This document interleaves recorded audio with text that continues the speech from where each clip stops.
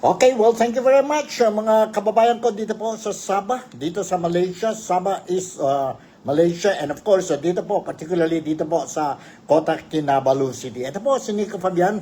Once again, nandito po sa programa natin, NikTok, the Real Talk with Nico. And yeah, good evening to all of you. Salamat malam to all of you, and of course, ang mga kababayan ko dito po sa Sabah is Malaysia. And of course, mga OFWs po who are following my NikTok, the Real Talk with Nico ngayon. Today is a Wednesday and it's already May 28 na tayo po, no? Kumusta kayo? Hope everything is running smoothly.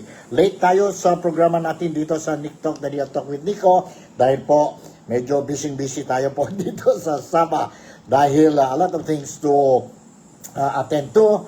One is the culmination of the ASEAN Summit being held dyan po sa Kuala Lumpur, sa Malaysia po. And of course, busy ang Malaysia, particularly ang Prime Minister and mga cabinet ministers ni Prime Minister Anwar Ibrahim to attend ang mga leaders ng Asian countries po, no? Who attended the ASEAN Summit 2025. And we have some news regarding what is happening in the Philippines, and I will be sharing with you some video clippings regarding ang press conference ni President ng Pilipinas, si President Ferdinand Bongbong Marcos Jr.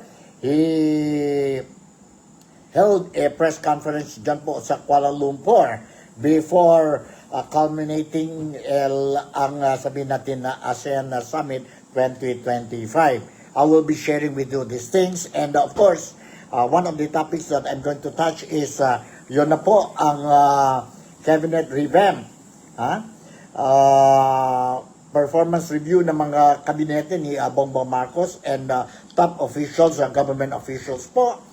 And of course, we'll be touching on the impeachment of Inday Sara Duterte, wherein the president, si BBM, also mentioned in his press conference, and yung issue ng 20 pesos per kilo rice, si BBM also mentioned in his press conference, as well as ano pa ba yung mga issues, reconciliation between the Marcoses and the Dutertes. Yun po, he was asked to give his comment when the reporter asked him that question on the reconciliation between the Marcoses and Dutertes po. So, nandito na po, ready na tayo po to give you ang mga video clips, updates regarding ang breaking news dyan po sa Pilipinas and ang press statement ni Bongbong Marcos. But before giving you itong mga details about the press conference of BBM dyan sa Kuala Lumpur, I will be sharing with you a footage of VP Sara, Inday Sara Duterte, when he visited ang OFWs dyan po sa Doha. On the way po si VP Sara para sa The Hague to visit her father and celebrate her birthday on May 31st. Diyan po sa detention center of the International Criminal Court, and that will be on May 31st. I will be sharing with you itong video clips, report na coming from the mainstream media dyan po sa Pilipinas. And of course, I will be touching a little bit on the breaking news today on the arrest of a former congressman of the Philippines, si Ani Teves.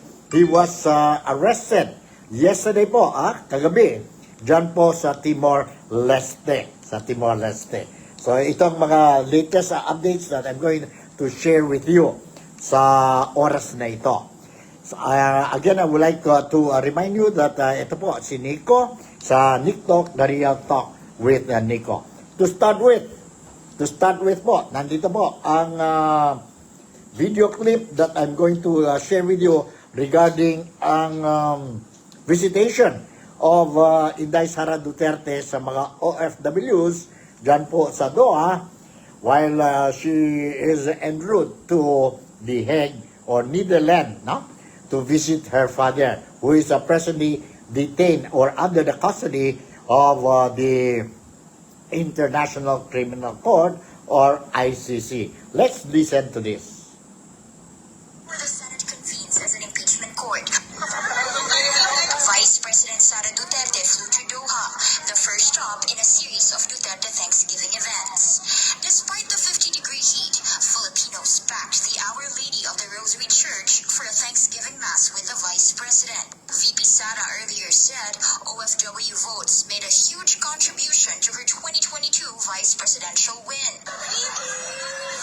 The Villaggio Mall then saw a pack of OFWs following the VP with her mother Elizabeth Zimmerman and Senator Amy Marcos, who said she was invited to a gathering of Filipino community and was pleased to see the Dutertes. Their strong friendship was seen in the midterm campaign when VP Sara backed the presidential sister, even after the latter left PBBM's senatorial slate. After Qatar, the VP is set to visit the Netherlands to meet former President Rodrigo Duterte on May 30, then again on June 2 and 3. The very dates the Senate will formally convene as an impeachment court. On her birthday, May 31, she will join a peaceful gathering outside the detention center, a personal show of support for her father, who faces crimes against humanity charges over the drug war. And while she's abroad, summons from the senator judges may already be underway. Her return to the country is set for June 4, just a day after the impeachment court is expected to begin moving forward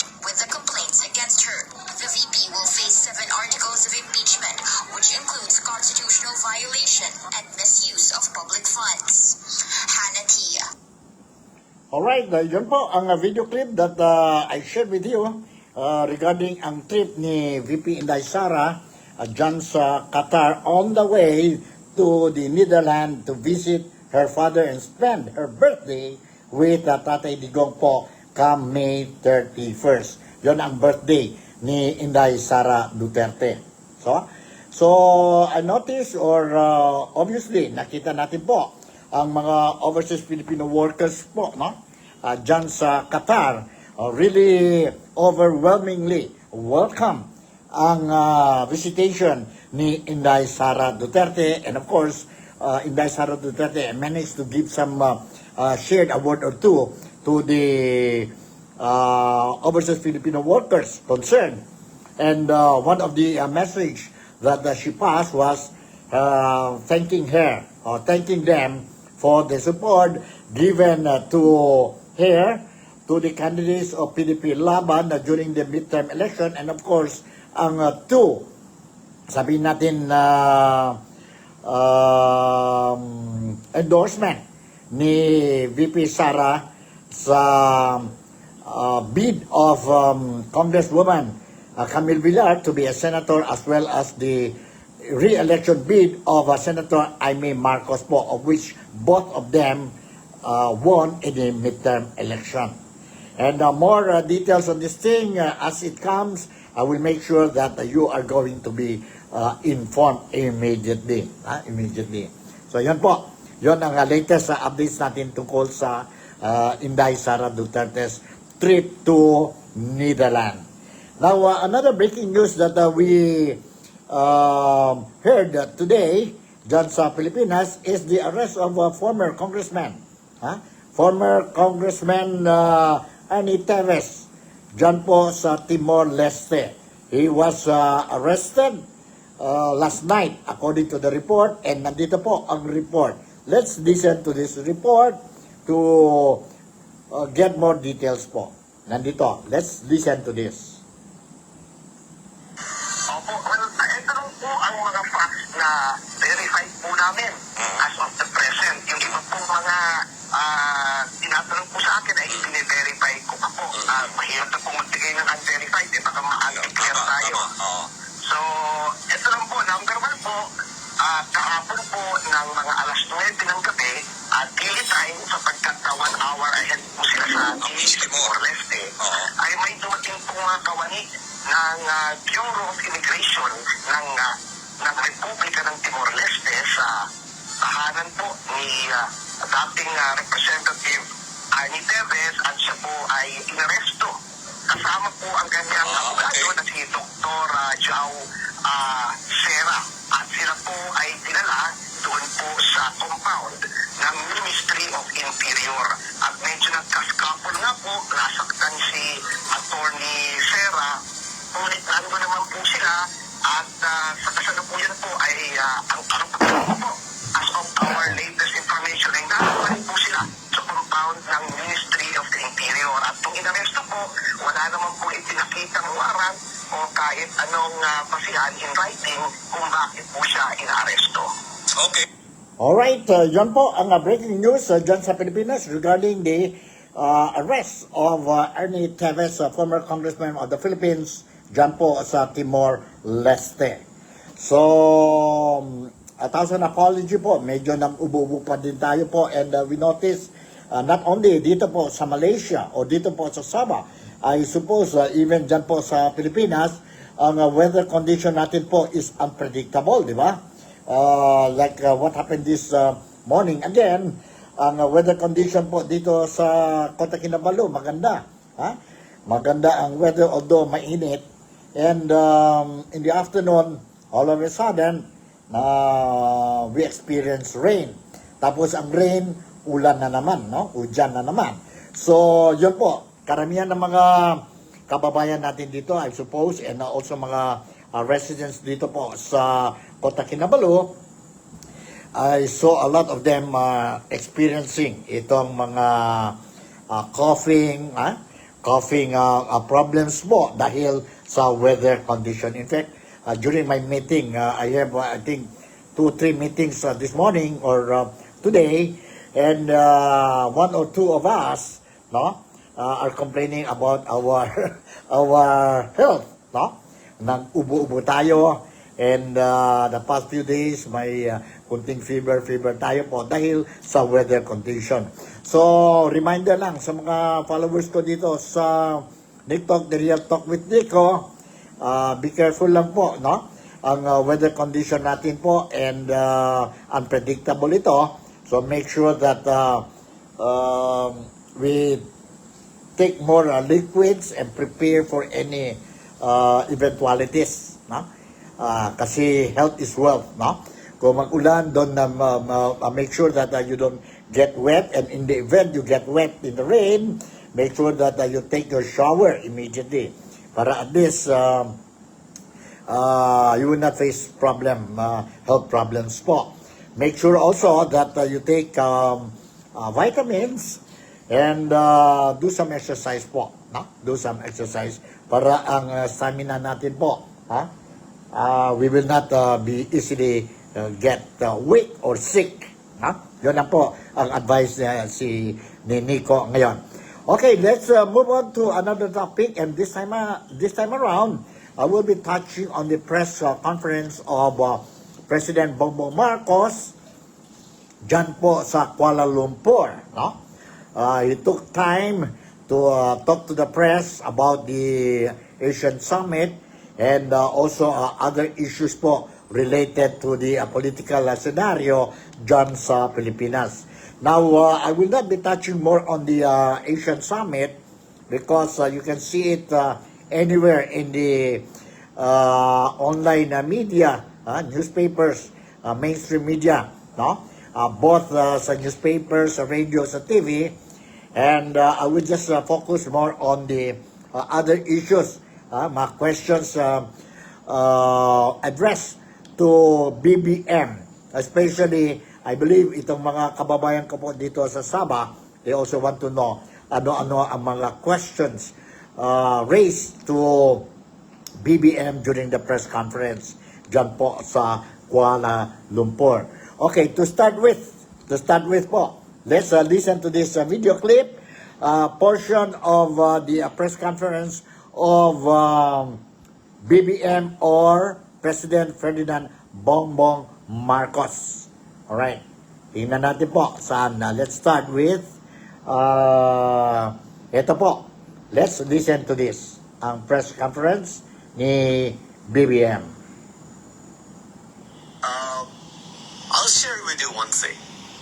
that as we were doing the performance review, and when we see shortfalls in performance, I don't leave it at that. I look and ask, why is that the case? And that is why we asked all the heads of agencies to also submit their courtesy resignations, because we have to look at deeper, not just look at the secretary. The secretaries, I think, all of them, some have to be moved around, some have chosen to leave, or no longer think they can contribute. But in any case, we are looking at the problem deeply. Siguro by now, I don't do things pang optics. If there is a problem, I like to fix it. So that's what we're doing. So expect us to be doing a rigorous performance review, not only at the cabinet level, but even deeper. Related lang po dun sa sagot ni Sir, kung pwede lang po. Okay, sige. Sir, you already mentioned that you don't do things for optics. That was the criticism of some of your detractors who are allied with the former President Duterte. And they also said that the courtesy resignations are not necessary and that they want you instead to resign. How do you want to respond to that? Or if you I will resign. Yeah, that's what they want. Ba't ko gagawin nyo? At wala sa ugali ko yung tinatakbuhan ng problema. Magandang gabi po, Mr. President. All right, yun, one of the questions raised to BBM during the press conference is, yun na po, ang clamor by some Filipinos dyan po sa Pilipinas asking him to resign. Wala daw po sa ugali niya. He is willing to face the problem and solve the problem. Yun po ang sabi ni BBM. And mga reactions I saw in social media na they were saying, bakit daw, no? From the very beginning, alam na ni BBM ang problema ng Pilipinas. Bakit? Bakit is not facing it and is not addressing it? What is happening? And that is the reason why some of them are calling for the resignation of BBM. Nakita natin po how many street rallies carried out dyan po sa Pilipinas prior to the, sabihin natin, midterm election last May 12, no? People are calling for his resignation because they're not happy with the performance of BBM. In fact, even ang trust rating ni BBM, according to Pulse Asia, later on, I will share with you itong video clip na decline na talaga ang trust rating ni BBM. It means walang trust na mga Filipinos sa presidente, si BBM. So, kayo po, how do you look at this situation? Do you agree that BBM should step down or let him continue and address the problem? Address the problem. Is he addressing the problem or what? It's up to you. Kayo na bahala po. I'm just sharing with you whatever I gathered, ang mga breaking news, mga updates regarding the political scenario dyan po sa Pilipinas. Alright? Now, the next video clip I would like to share with you is about the impeachment of Inday Sara Duterte. And this question was addressed to BBM during the press conference. Let's listen to this. Next week, magsisimula na po yung impeachment trial against Vice President Sara Duterte. I'm not sure I see the train of thought there. Sawa ang tao ng politika pero may impeachment. Yes, sir, because it's a political proceeding. So do you see this as a start of another political chaos? The legislators, the senators, and the House are going to decide on how to handle it. I don't think that they've made any decisions yet in that regard. So let's let it's in there. It's there. Nasa kanila yan eh. Mostly for sa Senado, pero siyempre nandiyan pa rin ang House dahil sila mag-prosecute. So they will have to decide between the two houses how they are going to conduct this. You remind, I was part of the Corona impeachment. We were making rules as we went along, and I think that's what will happen here too. So we'll see what happens. Sir, I understand malinaw naman po yung pahayag nyo that you have nothing to do with the impeachment trial. But do you wish na sana hindi na lang ito mangyari so as hindi na lang... How many times we have to say that? I didn't want impeachment. Lahat ng kakampi ko sa Kongreso hindi nag-file ng impeachment complaint. Yung mga nag-file ng impeachment complaint, hindi mo masasabing kaya kong utusan o pagsabihan na ito yung gagawin mo. So, why do I have to keep explaining that I did not want impeachment, Mr. President? Alright, anong sa palagay ninyo po, no? Mga followers ko dito sa NikTok, The Real Talk with Nico, what do you think? Okay ba yun explanation ni BBM?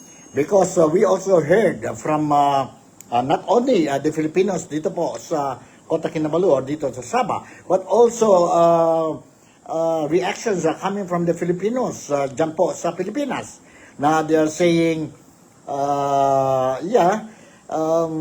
na ano na talaga si BBM tungkol sa impeachment that is not in favor of the impeachment. In fact, he mentioned for several times that instead of impeachment, why not attend the numerous problems that we are facing or ang Filipinas is facing currently or at the moment, instead of focusing itong mga legislators natin, ang House of Representatives and the Senate on the impeachment of Inday Sara Duterte. But some reaction were asking about the control, kung may control si BBM tungkol itong impeachment process, no, against Inday Sara Duterte. So they believe that BBM has something to do with this thing. Kasi siya po ang presidente ng Pilipinas. It can never be that he's not aware about the impeachment process of Inday Sara Duterte. And at the same time, they're questioning, when you talk about control. Now, it was his very own son, si Congressman Sandro Marcos, who ang pangalan niya is top on the list, who signed for the impeachment of Inday Sara Duterte. And at the bottom is his first cousin, the Speaker of the House of Representatives, si Representative Martin Romualdez. Nag-sign din po. So, what does it mean? Na kayo nang bahala. What does it mean na kayo nang bahala po? But no one can deny that BBM made a public statement several times that he is against itong impeachment of Inday Sara Duterte. Inday Sara Duterte. Now, talking about the impeachment and the statement of BBM that is not in favor of the impeachment, nandito po, I will read to you a statement, a testament coming from Senator-elect Tito Soto. Ang title dito po, Tito Soto attest to Marcos' objection to VP Sara impeachment. Nandito po, let me read you this news article. Senator-elect Vicente Tito Soto III on Wednesday attested to the previous statement of President Ferdinand Bongbong Marcos Jr., emphasizing his objection to the impeachment of Vice President Sara Duterte. I will attest to the fact that in a number of times that in those moments that we are able to talk with the President, Bongbong Marcos, during the course of the campaign, he was really inclined not to support the impeachment. Soto shared during the Kapihan sa Manila Bay Forum. Soto ran his 2025 campaign under the Marcos administration's Alyansa para sa Bagong Pilipinas senatorial slate. According to Tito Soto, I believe what he said at first is that how the economy, the government being run might suffer. He is reiterating it now. I agree because I heard it from him. I can attest the fact that he really means that he is not in favor of the impeachment process at this point, sabi ni Tito Soto. In a recent interview, Marcos said he does not think the impeachment trial of Vice President Duterte, his running mate in the 2022 presidential elections, will result in a political turmoil, but reiterated he didn't want impeachment in the House of Representatives. As if the views of the president should be followed by his allies in the Senate, Soto emphasized the upper chamber's independence. Yes, in the political world, but as far as the Senate world is concerned, the Senate has never been fully controlled by any president, Soto said. The returning senator cited his experience from the previous terms, particularly on the president's preference for the Senate presidency. It is not all the time that the president interferes with the Senate and is not allowed to. There were previous attempts, but they did not succeed. Among the instances that he recalled was the time of former President Fidel Ramos, where he asked the upper chamber to elect someone from his party, Lakas CMD, as Senate President. He was a Lakas party steward, but we elected a LDP President, Senator Neptali Gonzalez.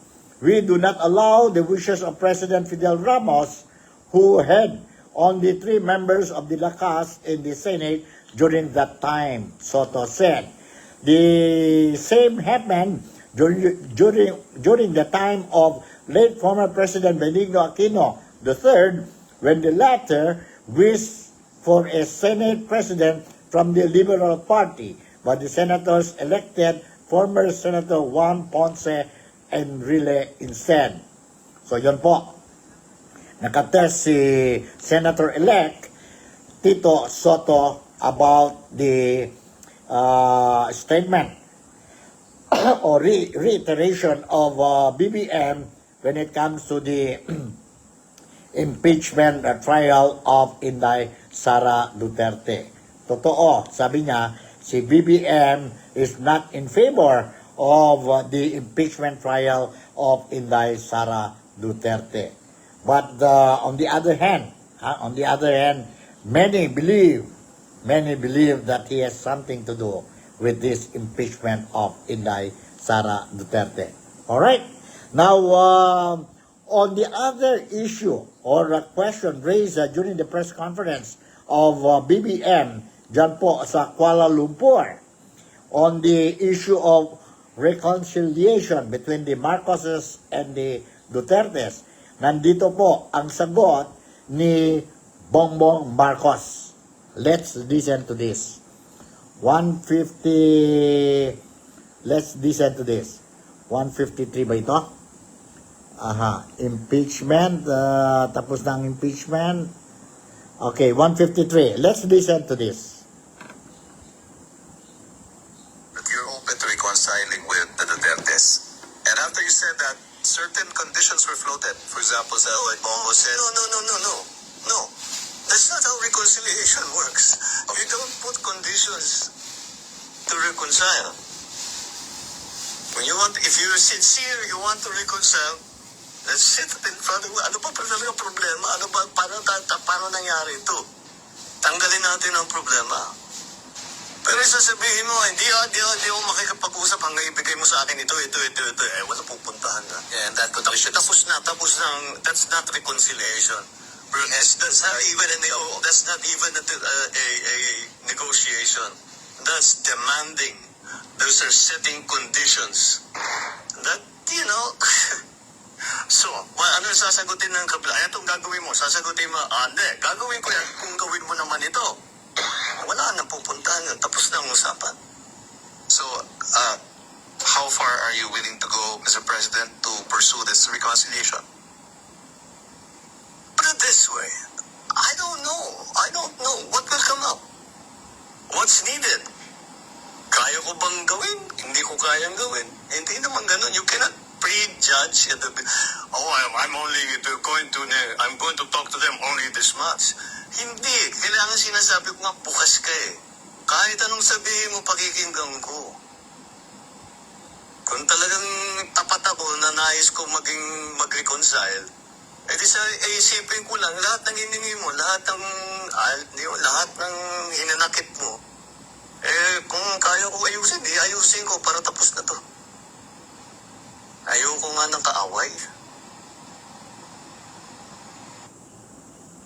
Alright, yun po, narinig niyo po ang reply ni BBM tungkol sa reconciliation between Marcoses and the Dutertes. Remember, when that news broke out dyan sa Pilipinas, when BBM mentioned about the offer of reconciliation, ang mga supporter group, that includes even the senator-elect, re-election si Bongo, also mentioned kung gusto ninyo reconciliation, ibalik ninyo po si Tatay Digong dito sa Pilipinas. Yun po, one of the conditions, because they're not happy with how the what the administration did in kidnapping or surrendering si former President Rodrigo Roa Duterte to the custody of the International Criminal Court, and he's now facing crime against humanity dyan po sa ICC, International Criminal Court. Paano kaya po, paano kaya itong reconciliation will materialize? Is it possible or it's just another talk? It's just another talk po. Yan ang mahirap po, And let's see ano mangyari po. Because you look at the situation now, medyo ang trust rating, performance rating po ni BBM really declined. And for the first time in history, political history dyan po sa Pilipinas, itong si former President Tatay Digong po, mataas ang trust rating niya po despite he being not the president and he being there under the custody of the ICC. And next to that is Inday Sara Duterte. Malayo po when it comes to percentage if we are going to compare ang trust rating ni BBM and the trust rating of Inday Sara Duterte. Malayo po. Malayo talaga po. I don't know what will happen to the Philippines. And let's see po sa impeachment trial din po what will happen sa impeachment trial. But remember, impeachment of Inday Sara Duterte is a game of numbers. And basing of the midterm results po, medyo wala ng problema si Inday Sara Duterte to be impeached, lost his job as a vice president, and perpetually be disqualified from running any government elected positions po. Dahil nakuha na niya po ang numero sa Senado. That's how people or political analysts look at the situation of the impeachment of Inday Sara Duterte based on the midterm election result last May 12. Last May 12 po. So, anong sa palagay ninyo po? Kayo nang bahala. Okay, the next question raised to BBM during the press conference, and I think this will be my last, second to the last ito, ang issue ng 20 pesos per kilo program of rice dyan sa Pilipinas initiated by the Marcos administration. Let's listen to this video clip. Let's listen to this video clip. Hold on. Sandali lang po. Magandang mga issues natin ngayon. And nandito po, let's listen to this. Doon sa effort ho ng pamahalaan na mayabot ho sa lahat ng mga Pilipino yung 20 pesos kada kilong bigas, at kamusta ho yung pagtanggap dito ng mga Pilipino, ng mga mamamayan po? Well, so, hindi naman nakakagulat na siyempre, tuwan-tuwa yung mga qualified na tumanggap. Kaya tinutuloy natin yan. Yung mga nagsasabi, hindi, ano lang yan, medyo, ano lang yan, pampapogi lang yan, pang cosmetic lang yan. Well, they're fair to have that opinion, but kung it's unsustainable, it's really what people are saying. Watch me sustain it. And then we'll talk in May of 2028. Natuloy ba o hindi? Yeah. We found a way to do it. We could not do it before. Hindi kaya kasi hindi pa kaya ng sistema. Iba pa yung presyo ng bigas noon. Hindi pa tayo kaya yung mga bilateral na ginagawa namin, we're making deals with different countries para yung presyo mapako na hindi pa bago-bago. Kahit anong mangyari down the road, nagawa na ngayon natin. Wala tayong ganun noon eh. Ngayon meron na. Kaya na natin gawin yung 20 pesos. And other things that DA is able to sell rice, the prices come down. But at the same time, on the other side, tinitiyak natin na ang pagbili, ang presyo na pagbili sa farmers, magandang presyo naman para naman yung farmers natin, magandang kanilang hanap buhay. And the difference there, that's what the government is paying for. Sir, according to the Alright, yun po ang reply ni BBM tungkol sa 20 pesos per kilo ang rice dyan sa Pilipinas. Mayroon dito po send a message sa akin po. No? I will not mention ang names na lang, but I will just share this to you. Sabi niya po, we do not believe any word coming from BBM now. Okay? Medyo mabigat ito, no? Medyo mabigat ito. But anyway, kayo na bahala po, no? You think what is telling is something that we can look forward, or is another what? Kayo nang bahala po. So, okay, let's move on. I think this will be my final video clip that I'm going to share with you. And this time around, ang issue ng trust rating ni BBM. You hold on, nandito po. Let's listen to this. significantly than that of Vice President Sara Duterte and former President Duterte. And the previous surveys also showed a pattern of decline in your ratings. Can we get a What survey? Pulse Asia, sir? Pulse? Yes. Can we get your comment on that? Madami pang survey, just don't base it on one. Sir, follow-up lang, how do you plan to arrest yung decline in your surveys? Well, again, let's look at other surveys before we know your source. That's always imperfect information makes you make imperfect decisions. The more perfect your information, the more perfect your decision will be. That is one source of information, and you have to understand where it's actually coming from. Alright? So, medyo nahirapan siya, no? I don't know, this is how I look at it. Medyo nahirapan siya to answer that question. To answer that question. Kayo na mahala po. How do you look at the mga statements during the press conference, no? Of President Bongbong Marcos Jr., which was held in Kuala Lumpur. no? In Kuala Lumpur. And agree ba kayo? Or hindi kayo agree? I don't know. It's up to you po.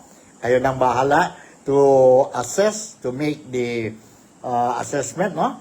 And let's just hope that ang problema natin dyan po sa Pilipinas will be addressed as soon as possible, if not too soon, no? Kasi kawawa naman ng mga Filipinos po, no? Nakita natin po ang mga problema sa transportation, sa food security natin, sa wages, ang mga salaries ng mga workers dyan po sa Pilipinas. Ang peace and order or security aspect, as what I keep on saying during my program, in order for the Philippines or any country to progress, continue to level up, tatlo lang yan po bagay, very important for me, I believe. One is stability, political stability. Kung may political stability, walang problema mga foreign investors to come in. Second is economic stability. Kailangan stable ang economy ng Pilipinas. Make sure that ang gobyerno will stabilize ang economy ng country nila. And thirdly, security stability. Peace and order, walang problema po. So with these three very vital factors, it will help pave the way for the Philippines or for a particular country to level up or to progress po. That's how I look at it. So siguro hanggang dito na lang po ang programa natin na NikTok, The Real Talk with Nico. And once again, I would like to say, let's continue to pray and be united. Be united. Pray and be united so that our country, our beloved country, the Philippines, will progress now, tomorrow, and in the future. With this, Nico Fabian would like to say thank you very much for making me a part of your day today. Malaysia, Sabah, the Philippines, God bless us all, and I'll be with you tomorrow in my next episode. Bye!